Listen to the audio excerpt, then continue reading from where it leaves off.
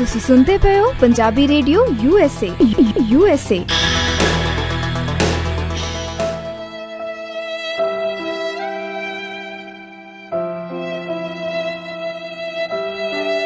ਵਾਹਿਗੁਰੂ ਜੀ ਕਾ ਖਾਲਸਾ, ਵਾਹਿਗੁਰੂ ਜੀ ਕੀ ਫਤਿਹ ਜੀ। ਜਿਹੜਾ ਜੂਨ 84 ਘੱਲੂਘਾਰਾ ਦਿੱਲੀ ਸਰਕਾਰ ਵੱਲੋਂ, ਦਿੱਲੀ ਤਖਤ ਵੱਲੋਂ ਸ੍ਰੀ ਅਕਾਲ ਤਖਤ ਸਾਹਿਬ, ਸ੍ਰੀ ਦਰਬਾਰ ਸਾਹਿਬ ਤੇ ਹੋਰ ਅਨੇਕਾਂ ਗੁਰਧਾਮਾਂ ਦੇ ਉੱਤੇ ਹਮਲਾ ਕੀਤਾ ਗਿਆ ਸੀ, ਇਹ ਕੋਈ ਵਕਤੀ ਕਾਰਨ ਨਹੀਂ ਸੀ। ਇਹਦੇ ਪਿੱਛੇ ਵੀ ਕੋਈ ਸੰਤ ਜਰਨੈਲ ਸਿੰਘ ਖਾਲਸਾ ਭਿੰਡਰਾਂਵਾਲੇ ਉੱਥੇ ਅਕਾਲ ਤਖਤ ਤੇ ਵਿਰਾਜਮਾਨ ਸਨ ਤੇ ਇਸ ਕਰਕੇ ਕੋਈ ਉੱਥੇ ਉਹਨਾਂ ਨੂੰ ਕੱਢਣ ਵਾਸਤੇ, ਜਿਹਾ ਕਿ ਆਮ ਤੌਰ ਤੇ ਇਹ ਦਰਸਾਇਆ ਜਾਂਦਾ ਹਿੰਦੁਸਤਾਨ ਦੀ ਸਰਕਾਰ, ਹਿੰਦੁਸਤਾਨੀ ਮੀਡੀਆ ਵੱਲੋਂ, ਵੀ ਸੰਤਾਂ ਨੇ ਉੱਥੇ ਬਹਿ ਗਏ ਸੀ, ਉਹਨਾਂ ਨੂੰ ਕੱਢਣਾ ਸੀ ਦਰਬਾਰ। ਅਜਿਹਾ ਕਾਰਨ ਨਹੀਂ ਸੀ। ਇਹਦੇ ਪਿੱਛੇ 5 ਸਦੀਆਂ ਦਾ ਵੈਰ, ਜੋ ਬ੍ਰਾਹਮਣ ਦਾ, ਜੋ ਉਸ ਸਮਾਜ ਨੂੰ ਵੰਡ ਕੇ ਰੱਖਣ ਵਾਲੀ, ਜਿਨ੍ਹਾਂ ਨੇ ਸਮਾਜ ਨੂੰ ਵੰਡਿਆ, ਖੱਤਰੀ, ਬ੍ਰਾਹਮਣ, ਸੂਦ, ਵੈਸ ਤੇ ਚੰਡਾਲਾਂ ਦੇ ਵਿੱਚ, ਤੇ ਪਰ ਜਿਹੜਾ ਅਕਾਲ ਤਖਤ ਸਾਹਿਬ ਦਾ ਸਿਧਾਂਤ ਸੀ, ਗੁਰੂ ਘਰ ਦਾ ਸਿਧਾਂਤ ਹੈ, ਉਹ ਸਰਬੱਤ ਦੇ ਭਲੇ ਦਾ, ਮਾਨਸ ਕੀ ਜਾਤ ਸਭ ਇੱਕ ਹੈ ਪਹਿਚਾਨ ਉਹਦਾ। ਤੇ ਭਾਵੇਂ ਕਿ ਅਸੀਂ ਹਿੰਦੁਸਤਾਨੀ ਮੀਡੀਆ ਤੇ ਸਰਕਾਰ ਦੇ ਛੱਡੇ ਹੋਏ ਪ੍ਰਚਾਰ ਸਾਧਨਾਂ ਦੇ ਰਾਹੀਂ ਸਾਡੇ ਵੀ ਕੁਝ ਭੁੱਲੜ ਸਿੱਖੇ ਸਮਝਦੇ ਵੀ ਸ਼ਾਇਦ ਸੰਤਾਂ ਨੂੰ ਕੱਢਣ ਵਾਸਤੇ ਉਹ ਅਕਾਲ ਤਖਤ ਸਾਹਿਬ ਤੇ ਦਰਬਾਰ ਸਾਹਿਬ ਹਮਲਾ ਕੀਤਾ ਗਿਆ ਸੀ, ਪਰ ਰਾਵੀ ਦਰਿਆ ਤੋਂ ਪਾਰ ਬੈਠੇ ਸਾਡੇ ਭਰਾਵਾਂ ਦੇ ਵਿੱਚੋਂ ਹੀ ਅਫਜ਼ਲ ਅਹਿਸਨ ਰੰਧਾਵਾ, ਜੋ ਪੰਜਾਬੀ ਦੇ ਪ੍ਰਸਿੱਧ ਲੇਖਕ ਤੇ ਕਵੀ ਨੇ, ਉਹਨਾਂ ਨੇ ਇਸ ਗੱਲ ਨੂੰ ਬੜੇ ਚੰਗੇ ਤਰੀਕੇ ਨਾਲ ਨਿਤਾਰਿਆ ਸੀ ਇੱਕ ਕਵਿਤਾ ਦੇ ਰਾਹੀਂ। ਨਵਾਂ ਘੱਲੂਘਾਰਾ ਉਹਨਾਂ ਦੀ ਕਵਿਤਾ ਦਾ ਨਾਂ, ਕਿ ਅੱਜ ਵੈਰੀਆਂ ਕੱਢ ਵਿਖਾ ਰਿਹਾ ਹੈ 5 ਸਦੀਆਂ ਦਾ ਵੈਰ। ਇਹ 5 ਸਦੀਆਂ ਦਾ ਵੈਰ ਜਦੋਂ ਗੁਰੂ ਨਾਨਕ ਪਾਤਸ਼ਾਹ ਨੇ ਹਲਦਿਆਲ ਪ੍ਰੋਹਤ ਦੇ ਉੱਤੋਂ ਜਨੇਊ ਪਹਿਨਣ ਤੋਂ ਇਨਕਾਰ ਕੀਤਾ ਸੀ, ਤਾਂ ਉਸ ਬ੍ਰਾਹਮਣ ਨੇ ਉਸ ਸਿੱਖੀ ਦੇ ਸਿਧਾਂਤ, ਗੁਰੂ ਘਰ ਦੇ ਸਿਧਾਂਤ ਦੇ ਨਾਲ ਉਦੋਂ ਤੋਂ ਮਨ ਦੇ ਵਿੱਚ ਖਾ ਰੱਖੀ ਸੀ। ਉਹਨੇ ਕਦੇ ਚੰਦੂ ਦੇ ਰੂਪ ਦੇ ਵਿੱਚ, ਕਦੇ ਗੰਗੂ ਦੇ ਰੂਪ ਦੇ ਵਿੱਚ, ਕਦੀ ਲਖਪਤ ਜਸਪਤ ਰਾਏ ਦੇ ਰੂਪ ਦੇ ਵਿੱਚ, ਕਦੀ ਧਿਆਨ ਚੰਦ ਡੋਗਰੇ ਤੇ ਲਾਲ ਤੇ ਤੇਜੇ ਵਰਗਿਆਂ ਦੇ ਰੂਪ ਦੇ ਵਿੱਚ ਉਹਨਾਂ ਨੇ ਹਮੇਸ਼ਾ ਹੀ ਸਿੱਖੀ ਦੇ ਨਾਲ ਵੈਰ ਕਮਾਇਆ। ਤੇ ਜਦੋਂ 1947 ਦੇ ਵਿੱਚ ਇਹਨਾਂ ਨੂੰ ਰਾਜ ਮਿਲਿਆ ਤੇ ਇਹਨਾਂ ਨੇ ਆਪਣੀਆਂ ਉਹਨਾਂ ਭਾਵਨਾਵਾਂ ਨੂੰ ਵਿਵਹਾਰਕ ਰੂਪ ਦੇ ਵਿੱਚ ਲਿਆਂਦਾ। ਸਭ ਤੋਂ ਪਹਿਲਾਂ ਜਿਹੜਾ ਸਿੱਖਾਂ ਨੂੰ ਹੋਮ ਮਿਨਿਸਟਰੀ ਹਿੰਦੁਸਤਾਨ ਦੀ ਵੱਲੋਂ, ਸਰਦਾਰ ਪਟੇਲ ਸੀ ਉਦੋਂ ਜਿਹੜਾ ਹੋਮ ਮਿਨਿਸਟਰ ਹਿੰਦੁਸਤਾਨ ਦਾ, ਉਹਨੇ ਸਿੱਖਾਂ ਨੂੰ ਜਰੈਮ ਪੇਸ਼ਾ ਕੌਮ ਦਾ ਦਰਜਾ ਦਿੱਤਾ, ਜਿਹਨੂੰ ਉਜਾਗਰ ਸਰਦਾਰ ਕਪੂਰ ਸਿੰਘ ਨੇ ਕੀਤਾ।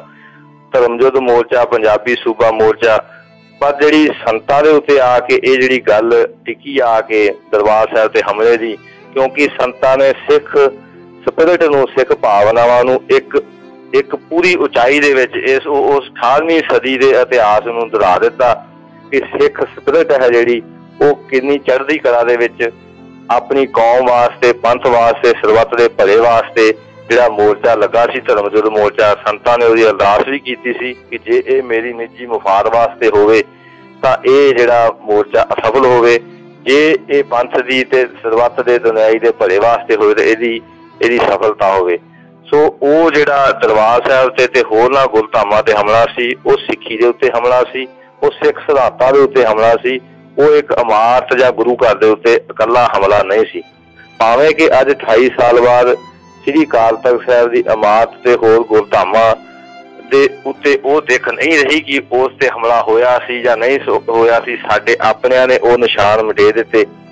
ਪਰ ਸਿੱਖ ਦਿਲਾਂ ਦੇ ਵਿੱਚ, ਪੰਥ ਦਰਦੀਆਂ ਦੇ ਦਿਲਾਂ ਦੇ ਵਿੱਚ ਉਹ ਤਸਵੀਰ ਸ੍ਰੀ ਅਕਾਲ ਤਖਤ ਸਾਹਿਬ ਦੀ ਗੋਲੀਆਂ ਨਾਲ, ਤੋਪਾਂ ਨਾਲ ਛੰਨਣੀ ਹੋਈ ਅੱਜ ਵੀ ਸਾਡੇ ਹਿਰਦੇ ਵਿੱਚ ਵੱਸਦੀ ਹੈ। ਤੇ ਸਿੱਖਾਂ ਦੀ ਹੋਂਦ, ਹਸਤੀ ਤੇ ਭਵਿੱਖ ਨੂੰ ਤੈਅ ਕਰਨ ਦੇ ਵਾਸਤੇ ਜੂਨ 84 ਘੱਲੂਘਾਰਾ ਜਿਹੜਾ ਹਮੇਸ਼ਾ ਸਾਡਾ ਕੇਂਦਰ ਬਿੰਦੂ ਰਹੇਗਾ। ਸਿੱਖਾਂ ਦੀ ਹੋਂਦ, ਹਸਤੀ ਤੇ ਸਿੱਖਾਂ ਦਾ ਦੁਨੀਆ ਦੀ ਰਾਜਨੀਤਿਕ ਤੌਰ ਦੇ ਉੱਤੇ, ਭੂਗੋਲਿਕ ਤੌਰ ਦੇ ਉੱਤੇ ਜਿਹੜਾ ਹੱਕ ਹੈ, ਉਹ ਤੈਅ ਕਰਨ ਦੇ ਵਿੱਚ ਹਮੇਸ਼ਾ ਹੀ ਜੂਨ 84 ਕੇਂਦਰ ਬਿੰਦੂ ਹੋਏਗਾ। ਜੇ ਕੋਈ ਸਿੱਖ ਜਥੇਬੰਦੀ ਜਾਂ ਸਿੱਖ ਪਾਰਟੀ ਜਾਂ ਅਕਾਲੀ ਦਲ ਜੂਨ 84 ਨੂੰ ਪਾਸੇ ਕਰਕੇ ਸਿੱਖਾਂ ਦਾ ਭਵਿੱਖ ਤੈਅ ਕਰਨ ਦਾ ਯਤਨ ਕਰੇਗਾ ਤੇ ਸਾਨੂੰ ਆਪਣੇ ਦਿੱਲੀ ਦੇ ਨਾਲ ਰਿਸ਼ਤੇ ਜਿਹੜੇ ਨੇ ਉਹ ਜੂਨ 84 ਦੇ ਵਿੱਚ ਦੀ ਹੋ ਕੇ ਦੇਖਣੇ ਚਾਹੀਦੇ ਨੇ, ਕਿਉਂਕਿ ਸੰਤ ਜਰਨੈਲ ਸਿੰਘ ਖਾਲਸਾ ਭਿੰਡਰਾਂਵਾਲਿਆਂ ਨੇ ਆਪਣੀ ਸਰੀਰਕ ਹੋਣ ਦੇ ਰਹਿੰਦਿਆਂ ਕਦੀ ਖਾਲਿਸਤਾਨ ਦੇ ਸੰਬੰਧ ਦੇ ਵਿੱਚ ਉਹਨਾਂ ਨੂੰ ਪੁੱਛਿਆ ਗਿਆ ਸੀ, ਉਹਨਾਂ ਨੇ ਕਿਹਾ ਸੀ ਅਸੀਂ ਤਾਂ ਰਹਿਣਾ ਚਾਹੁੰਦੇ ਹਾਂ ਨਾਲ, ਪਰ ਹਿੰਦੁਸਤਾਨ ਦੀ ਸਰਕਾਰ ਦੱਸੇ ਸਾਨੂੰ ਰੱਖਣਾ ਕਿ ਨਹੀਂ ਦੱਸਿਆ ਰੱਖਣਾ। ਪਰ ਉਹਨਾਂ ਦੇ ਨਾਲ ਦੀ ਨਾਲ ਇਹ ਵੀ ਗੱਲ ਕਹੀ ਸੀ ਕਿ ਜਿਸ ਦਿਨ ਸ੍ਰੀ ਅਕਾਲ ਤਖਤ ਸਾਹਿਬ, ਸ੍ਰੀ ਦਰਬਾਰ ਸਾਹਿਬ ਤੇ ਹਮਲਾ ਹੋਇਆ ਤਾਂ ਖਾਲਿਸਤਾਨ ਦੀ ਨੀਂਹ ਰੱਖੀ ਜਾਏਗੀ। ਸ੍ਰੀ ਦਰਬਾਰ ਸਾਹਿਬ ਤੇ ਹਮਲਾ ਕਰਕੇ ਦਿੱਲੀ ਸਰਕਾਰ ਨੇ ਸਿੱਧੇ ਰੂਪ ਦੇ ਵਿੱਚ ਉੱਥੇ ਦੂਜੀ ਗੱਲ ਮੈਂ ਇਹ ਵੀ ਕਹਿ ਰਿਹਾ ਕਿ ਦਿੱਲੀ ਸਰਕਾਰ ਤੋਂ ਦਿੱਲੀ ਤੱਕ ਤੋਂ ਭਾਵ ਕਿਸੇ ਇੱਕ ਪਾਰਟੀ ਕਾਂਗਰਸ ਭਾਜਪਾ ਜਾਂ ਹੋਰ ਖੱਬੇ ਸੱਜੇ ਪੱਖੀਆਂ ਤੋਂ ਕੋਈ ਮਤਲਬ ਨਹੀਂ। ਦਿੱਲੀ ਸਰਕਾਰ ਤੋਂ ਦਿੱਲੀ ਤੱਕ ਤੋਂ ਮਤਲਬ ਹੈ ਉਹ ਸੋਚ ਜਿਹੜੀ 1947 ਤੋਂ ਲੈ ਕੇ ਹੁਣ ਤੱਕ ਰਾਜ ਕਰ ਰਹੀ ਹੈ। ਉਹ ਕਦੀ ਕਾਂਗਰਸ ਦੇ ਰੂਪ ਦੇ ਵਿੱਚ ਸਿੱਖਾਂ ਦਾ ਘਾਣ ਕਰਦੀ ਹੈ, ਘੱਟ ਗਿਣਤੀਆਂ ਦਾ, ਕਦੀ ਭਾਜਪਾ ਦੇ ਰੂਪ ਦੇ ਵਿੱਚ ਮੁਸਲਮਾਨਾਂ ਦਾ ਘਾਣ ਕਰਦੀ ਹੈ, ਈਸਾਈਆਂ ਦਾ ਘਾਣ ਕਰਦੀ ਹੈ, ਦਲਿਤਾਂ ਦਾ ਘਾਣ ਕੀਤਾ ਜਾਂਦਾ। ਸੋ ਦਿੱਲੀ ਤਖਤ ਦੀ ਜਿਹੜੀ ਸੋਚ ਹੈ ਉਸ ਨੂੰ ਅਕਾਲ ਤਖਤ ਦੀ ਸਰਬੱਤ ਦੀ ਭਲੇ ਦੀ ਸੋਚ ਦੇ ਨਾਲ ਖਾ ਰਿਹਾ। ਪਹਿਲਾਂ ਉਹਨਾਂ ਨੇ ਅਕਾਲ ਤਖਤ ਸਾਹਿਬ ਨੂੰ ਢਾਇਆ ਸੀ ਸਰੀਰਕ ਰੂਪ ਦੇ ਵਿੱਚ, ਇਮਾਰਤ ਰੂਪ ਦੇ ਵਿੱਚ। ਅੱਜ ਉਹ ਆਪਣੇ ਕਰਿੰਦਿਆਂ ਦੇ ਰਾਹੀਂ ਅਕਾਲ ਤਖਤ ਸਾਹਿਬ ਦੀ ਜਿਹੜੀ ਹੈ ਮਰਿਆਦਾ ਹੈ, ਜੋ ਸਿਧਾਂਤ ਹੈ, ਜੋ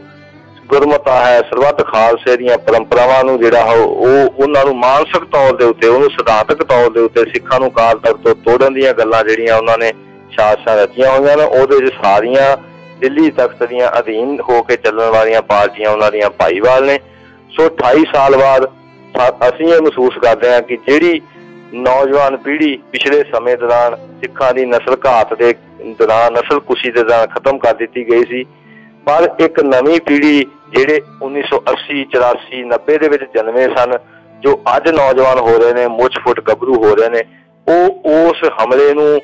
ਉਸ ਸਿਧਾਂਤਕ ਹਮਲੇ ਨੂੰ ਜਿਹੜਾ ਸਮਝਦੇ ਨੇ। ਉਹ ਦੁਨੀਆ ਭਰ ਦੇ ਵਿੱਚ ਬੈਠੇ ਹੋਏ ਸਿੱਖ ਨੌਜਵਾਨ ਜਿਹੜੇ ਹਨ ਉਹ ਸਿੱਖਾਂ ਦੀ ਹੋਂਦ ਹਸਤੀ ਲਈ ਚਿੰਤਤ ਨੇ, ਇਕੱਤਰ ਹੋ ਰਹੇ ਨੇ। ਇਸੇ ਗੱਲ ਦਾ ਡਰ ਜਿਹੜਾ ਹੈ ਉਹ ਹਿੰਦੁਸਤਾਨ ਦੀ ਸਰਕਾਰ ਨੂੰ ਪਿਆ ਹੋਇਆ ਤੇ ਸਾਨੂੰ ਆਪਣੀ ਕੌਮ ਦੇ ਵਾਸਤੇ, ਆਪਣੇ ਨਿੱਜੀ ਹਿੱਤਾਂ ਨੂੰ ਪਰੇ ਰੱਖਦੇ ਹੋਏ ਆਪਣੀ ਕੌਮ ਦੇ ਵਾਸਤੇ ਸਾਨੂੰ ਇੱਕ ਪਲੇਟਫਾਰਮ ਦੇ ਉੱਤੇ ਜਾਂ ਘੱਟੋ ਘੱਟ ਕੁਛ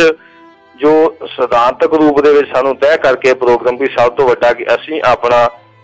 ਸਿੱਖਾਂ ਨੂੰ ਇੱਕ ਕੌਮ ਦੇ ਵਜੋਂ, ਇੱਕ ਖਿੱਤੇ ਦੇ ਵਿੱਚ,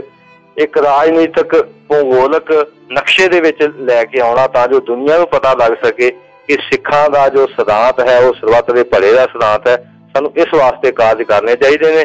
ਸਿੱਖਾਂ ਦੀ ਵੱਖਰੀ ਹੋਂਦ ਹਸਤੀ ਦਾ ਪ੍ਰਤੀਕ, ਖੁਦ ਮੁਖਤਿਆਰ ਖਿੱਤਾ ਖਾਲਿਸਤਾਨ ਦੀ ਪ੍ਰਾਪਤੀ ਲਈ, ਤੇ ਨਾਲ ਦੀ ਨਾਲ ਸਿੱਖ ਹੋਣ ਦਾ ਜੋ ਫਰਜ਼ ਹੈ ਸਾਡਾ, ਜੋ ਐਲਾਨ ਕੀਤਾ ਹੋਇਆ ਗੁਰੂ ਸਾਹਿਬ ਨੇ,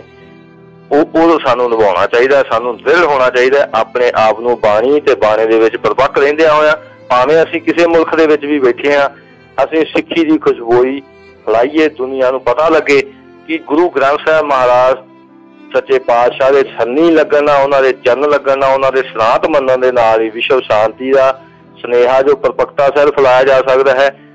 ਅੰਤਰਰਾਸ਼ਟਰੀ ਕੌਮਾਂਤਰੀ ਭਾਈਚਾਰੇ ਦੇ ਵਿੱਚ ਇਹ ਗੱਲ ਲੈ ਕੇ ਜਾਈਏ ਕਿ ਹਿੰਦੁਸਤਾਨ ਦੀ ਸਰਕਾਰ ਨੇ 1984 ਤੋਂ ਪਹਿਲਾਂ ਤੇ 84 ਤੋਂ ਬਾਅਦ ਵੀ ਸਿੱਖਾਂ ਦੀ ਨਸਲ ਘਾਤ ਕੀਤੀ ਹੈ, ਨਸਲ ਕੁਸ਼ੀ ਕਰ ਰਹੇ ਨੇ। ਅੱਜ ਵੀ ਉਹ ਕਿਸੇ ਨਾ ਕਿਸੇ ਰੂਪ ਦੇ ਵਿੱਚ, ਭਾਵੇਂ ਉਹ ਕੈਂਸਰ ਦੇ ਰੂਪ ਦੇ ਵਿੱਚ ਹੋਵੇ, ਭਾਵੇਂ ਉਹ ਹੋਰ ਬਿਮਾਰੀਆਂ ਦੇ ਰੂਪ ਦੇ ਵਿੱਚ ਹੋਵੇ, ਭਾਵੇਂ ਨਸ਼ਿਆਂ ਦੇ ਰੂਪ ਦੇ ਵਿੱਚ ਹੋਵੇ, ਭਾਵੇਂ ਕਿਸਾਨਾਂ ਦੀਆਂ ਖੁਦਕੁਸ਼ੀਆਂ ਦੇ ਰੂਪ ਦੇ ਵਿੱਚ ਹੋਵੇ, ਭਾਵੇਂ ਸਾਡੇ ਨੌਜਵਾਨਾਂ ਦੇ ਭਵਿੱਖ ਦੇ ਸੁਪਨਿਆਂ ਦੇ ਰੂਪ ਤੇ ਘਾਤ ਕਰਨ ਦੇ ਰੂਪ ਦੇ ਵਿੱਚ ਹੋਵੇ, ਉਹ ਨਸਲ ਕੁਸ਼ੀ ਜਾਰੀ ਹੈ। ਸਾਨੂੰ ਇਹਨਾਂ ਸਾਰੀਆਂ ਨੀਤੀਆਂ ਨੂੰ ਸਮਝਦੇ ਹੋਏ ਆਪਣੇ ਕੌਮ ਦਾ ਭਵਿੱਖ ਜਿਹੜਾ ਹੈ